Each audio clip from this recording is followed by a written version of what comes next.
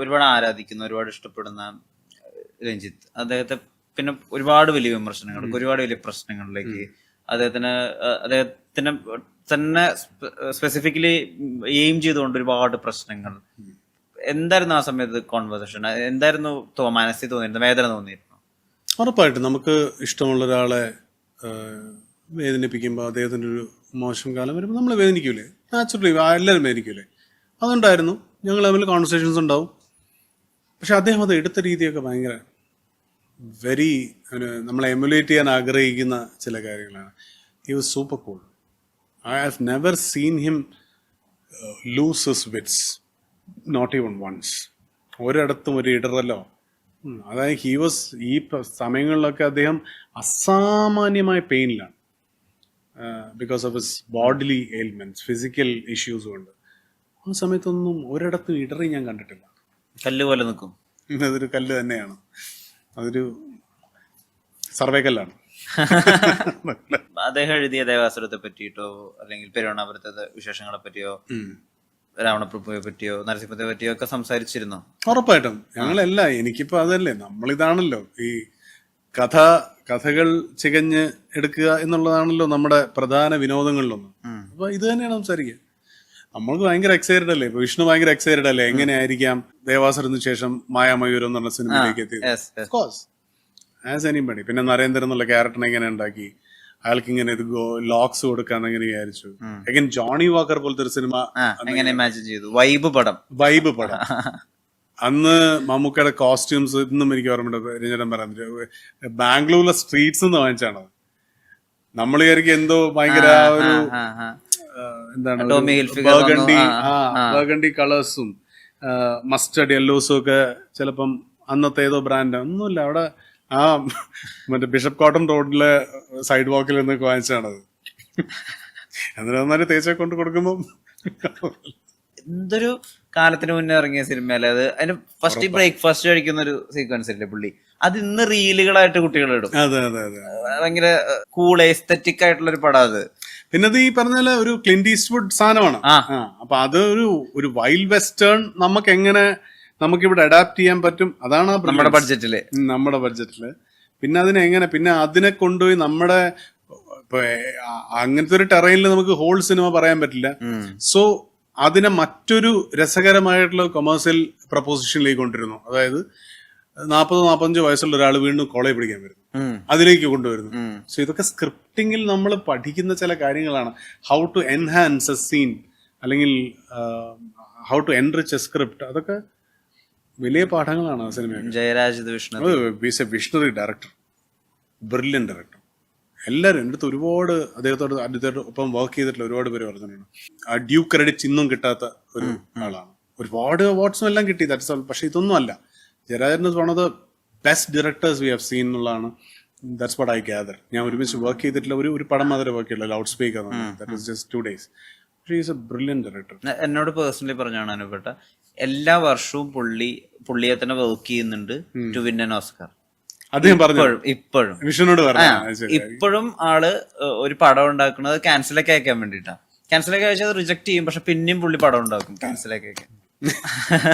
ഞാനിങ്ങനെ അതിങ്ങനെ വിഷമിച്ചിട്ടൊന്നും അല്ലെങ്കിൽ ആരെ പറ്റിയോ ഇങ്ങനെ വിഷമത്തോടു കൂടി പറയുന്ന അനുപമനൊന്നും കണ്ടിട്ടില്ല, ഒരു പോയിന്റിൽ ഒഴിച്ച്. അതിങ്ങനെയാണ്, അതായത് കുറച്ചുകൂടി നമ്മുടെ കാലവും നമ്മളുടെ സമൂഹവും അല്ലെങ്കിൽ കലാസമൂഹവും കുറച്ചുകൂടി നന്മ ഉള്ള ഒരു ഘട്ടത്തിലേക്ക് ആവണമായിരുന്നു സുകുമാരി അമ്മ മരിച്ച സമയത്ത് എന്നുള്ളത്. എന്താ ആ മരണം മാത്രം അത്ര എഫക്ട് ചെയ്തത്? അല്ല, നമ്മുടെ കലാകാരന്മാരെ കുറിച്ചല്ല ഞാൻ പറഞ്ഞത്. ഞാൻ അവിടെ പറഞ്ഞതെന്ന് വെച്ചാല് അതൊക്കെയാ ഞാൻ പറഞ്ഞത്. ഇത് ഒരു എല്ലാ തരം കാര്യങ്ങളും ഷോർട്ട് ലിവ്ഡ് ആണ്. ഇപ്പൊ ഇത്രയും റെസ്പെക്റ്റഡ് ആയിട്ടുള്ള ഒരു അമ്മ റോയാപേട്ട ആശുപത്രിയുടെ കോറിഡോറിൽ കിടന്ന കിടപ്പ് ഞാൻ കണ്ടതാണ്. അത് വൈ എന്ന് ചോദിച്ചാൽ അതിന് ഉത്തരവില്ല. നമ്മൾ ആലോചിക്കുമ്പോൾ അത് എന്തുകൊണ്ട് അങ്ങനെ സംഭവിച്ചു എന്നുള്ളത് നമുക്കറിയില്ല. അപ്പൊ തന്നെ നമ്മളതിന് റെക്ടിഫിക്കേഷൻസ് ഒക്കെ അവിടെ നടത്തി. But that happened. I saw her body റോയപ്പേട്ടയിലെ ഒരു നോർമൽ ഹോസ്പിറ്റലിന്റെ ഒരു ജനറൽ ഹോസ്പിറ്റലാണ് എനിക്ക് തോന്നുന്നത്. കോറിഡോറിലെ തറയിൽ കിടന്ന് ഞാൻ കണ്ടതാണ്. ഈവൻ ആംബുലൻസിന്റെ താഴെ തട്ടുന്നതാണ് ആ ഒരു ബോഡി എടുക്കുന്നത്. അപ്പൊ ഇന്നതിനെ വളരെ ഒരു റിട്രോസ്പെക്റ്റീവ് തിങ്കിങ്ങിൽ ആലോചിക്കുമ്പോൾ അത് പ്രാക്ടിക്കലി അങ്ങനെയൊക്കെ അവിടെ സംഭവിക്കുള്ളായിരുന്നു എന്ന് നമുക്ക് പക്ഷെ ആ ഷോക്ക് ഉണ്ടല്ലോ, ആ ഷോക്ക് ഭയങ്കരമാണ്. ആൻഡ് അത് ഹോണ്ട് ചെയ്യുന്നുണ്ട് എപ്പോഴും. പിന്നെ ഈ പറഞ്ഞ പോലെ ദ വേ ഷീ ഡൈഡ്, ഒരു ഇത്രയും 50% ബേൺസുമായിട്ട് അങ്ങനെയൊക്കെ അപ്പം we start thinking about the futility of all these things. ഒരു പ്രാർത്ഥനാ മുറിയിൽ വെച്ച് സംഭവിക്കുക. സോ അതിനൊക്കെ ഒരുപാട് റാമിഫിക്കേഷൻസ് ഉണ്ടല്ലോ, നമ്മൾ അതിനെ കുറിച്ചൊന്നും പറയാതിരിക്കാമല്ലോ. അല്ല പക്ഷെ അത് കുറെ കാലം എന്നെ ഹോണ്ട് ചെയ്തിട്ടുണ്ട്. എന്നെ ആ ഒരു വിഷ്വല് വിഷ്വൽ എന്നെ ഭയങ്കരമായിട്ട് ഹോണ്ട് ചെയ്തിട്ടുണ്ട് ആ ടൈമിൽ. ഐ തിങ്ക് ഇറ്റ് വാസ് 2013 അല്ലേ? അതിനെപ്പറ്റി ആകെ എനിക്ക് തോന്നുന്നു ഇത്രയും വോക്കലായിട്ട് പറഞ്ഞിട്ടുള്ള ഒരാളാണ് എന്നെ ഹേർട്ട് ചെയ്തിട്ടുള്ള ഒരു ഇൻസിഡന്റ് ആണ് അത്. Of course she was like mother to me. അത് ഒരു കാര്യം. അതല്ലാതെ തന്നെ ആസ് എ പേഴ്സൺ. പിന്നെ ഇതിന്റെ നമ്മൾ ആ ഒരു ഞാനിത് പലയിടത്തും പറഞ്ഞിട്ടുണ്ട്. It is becoming repetitive but still I tell you. നമ്മുടെ ക്രിമറ്റോറിയത്തിൽ ഇങ്ങനെ കൊണ്ടുപോയി നമ്മൾ എടുക്കുമ്പോൾ അവിടുത്തെ ഒരു പയ്യൻ വളരെ വളരെ ഡിസ്റെസ്പെക്ട്ഫുൾ എന്ന് നമുക്ക് തോന്നാം. പക്ഷെ അവന്റെ പോയിന്റ് ഓഫ് വ്യൂല് it is just another body. അവനെ ആ സമയത്ത് ഇടിക്കാൻ തോന്നും നമുക്ക്. പക്ഷെ അവനിപ്പോ അപ്പൊ അൾട്ടിമേറ്റ്ലി ഇതൊക്കെയാണ് കാര്യങ്ങൾ. സോ മൈറ്റ് ആസ് വെൽ ബാക്കിയുള്ള കാര്യം ഇപ്പൊ നേരത്തെ വിഷയം ചോദിച്ച പോലെ ഈ വിമർശനങ്ങളും ഈ ഇതും സാധനങ്ങളൊക്കെ നമ്മൾ ലെറ്റ് ഗോ എന്നേ പറയാൻ പറ്റൂ. ഇതൊന്നും നമ്മുടെ ഒരു ലാർജർ പിക്ചർ ഓഫ് ലൈഫിൽ ഇതൊന്നും ഇറ്റ് ഡസന്റ് മാറ്റർ. വേദനിപ്പിക്കാൻ വരുന്നവർ വേദനിപ്പിച്ചിട്ട് പോട്ടെ. അവർക്ക് അതിൽ നിന്നൊരു സന്തോഷം ഉണ്ടാകുന്നെങ്കിൽ ലെറ്റ് ദം ഹാവ് ഇറ്റ്. അതേ പറ്റൂ. അതാണ് ഏറ്റവും അതൊരു എളുപ്പമാർഗവും കൂടിയാണ്. മറ്റേ ഇവരെ അടുത്ത് ഫൈറ്റ് ചെയ്യാൻ നിൽക്കാന്നൊക്കെ പറയുന്നത് തൊല്ലയാണ്. സ്ത്രീകൾക്ക് അനുപമനെ വലിയ ഇഷ്ടമാണ്. ഒരു സെറ്റ് ഓഫ് സ്ത്രീകൾക്ക് ഫോർ ഇൻസ്റ്റൻസ് എന്താ കാര്യം എന്ന് വെച്ചാൽ സ്ത്രീകളുടെ സൈഡിൽ നിന്ന് അനുപമനൻ കുറെ പറഞ്ഞിട്ടുണ്ട്. അനുപമനൻ ഇതിനെ പറ്റി അറിയാം?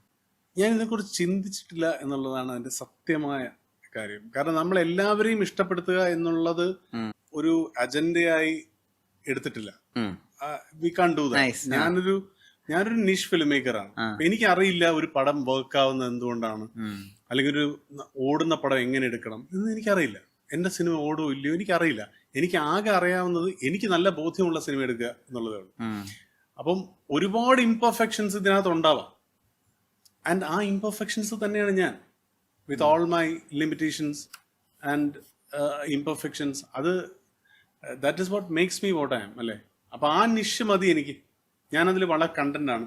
അതുകൊണ്ട് തന്നെ ഞാൻ അതിനെക്കുറിച്ച് ഹെവിലി ബോധേഡ് അല്ല. ആര് എങ്ങനെ, ഓഫ് കോഴ്സ് ഈ സ്ത്രീകളെന്ന് മാത്രമല്ല എനിക്ക് തോന്നുന്നൊരു ശരി പുരുഷന്മാരുടെ ഭാഗത്തൊന്നും പറയാത്തത് കുറച്ച് പറഞ്ഞിട്ടുണ്ട്. പൊളിറ്റിക്കലി കറക്റ്റ് ആണെന്നറിയില്ല. അതൊരു എന്താ പറയാ, ഒരു സാഹിത്യവുമായി ബന്ധമുള്ള അല്ലെങ്കിൽ സിനിമകളുമായി അങ്ങനെ അത്തരം ഒരു ബന്ധമുള്ള ആൾക്കാരാണ് നമ്മളെ ഇഷ്ടപ്പെടുന്നത്. അപ്പം അതിനപ്പുറം മറ്റൊരു മാസിലേക്ക് പെർമിയേറ്റ് ചെയ്യാൻ എനിക്ക് കഴിഞ്ഞിട്ടില്ല. ഞാൻ ശ്രമിച്ചിട്ടുണ്ടോ എന്ന് ചോദിച്ചാൽ അതും എനിക്കറിയില്ല.